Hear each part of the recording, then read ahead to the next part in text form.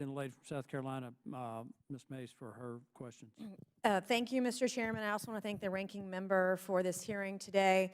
And the partisanship and the politics of this hearing is absolute and complete BS. Our country and the entire world face a pandemic unlike anything our generation has ever faced. And some decisions were made that were good, and some decisions were made that I'm sure we're going to look back on 20 years from now and have a great heartburn over, like all of the fraud that's been committed. You know, partisanship in politics has kept us from doing our job on oversight. It keeps us from doing our job in Congress. It keeps our federal agencies from being able to be the best that they can be.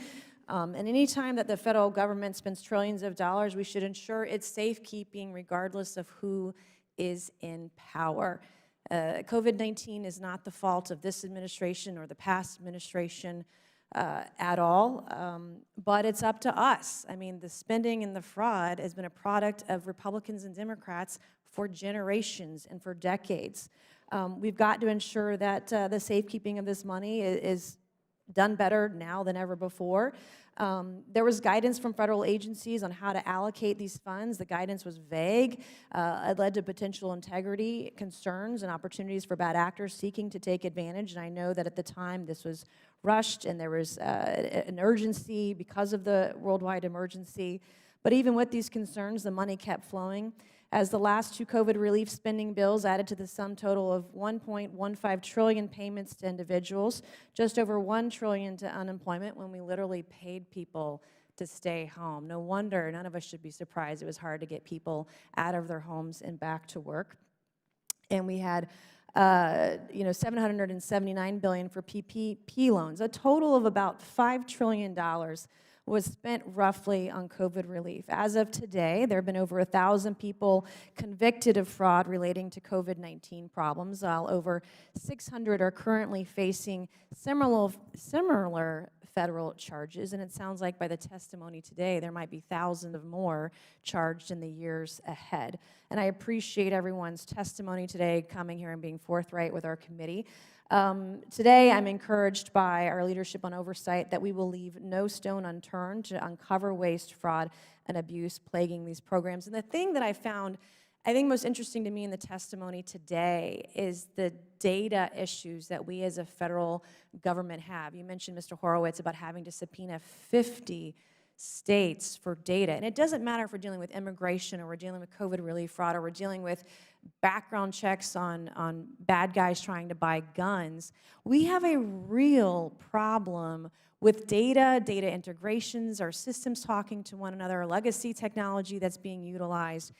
And if we don't fix it soon, we're just going to be overrun with it. So I appreciate some of the ideas that have been put forth. But one of the things that does intrigue me, and I think it probably intrigues a lot of people, and this is in the few moments that I have left in the committee today, is the use of artificial intelligence in some of this and trying to find the fraud. And of course, now we all know about it since ChatGPT, 1 million users in the first 5 days, and only growing exponentially. And they're not the only ones. I mean, there's GitHub and Copilot and a bunch of others. But I would just, my questions today, and I'll start with you, Mr. Horowitz. Can you explain the type of work, how is AI being used? Is it advantageous? Is it speeding up the process? How useful is it? Just some of your feedback with the use of AI in detecting fraud.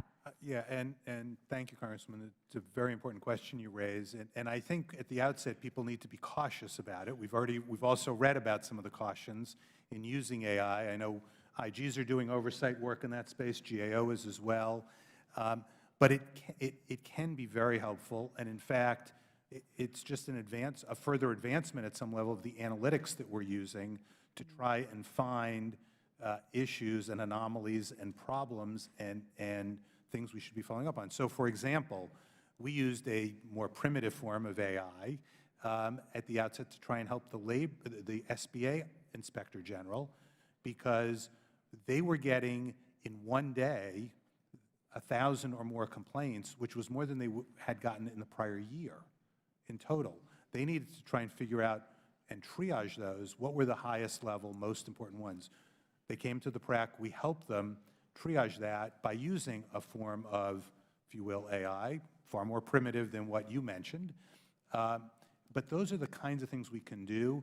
It's something that we have to do as a government-wide. Agencies need to use it.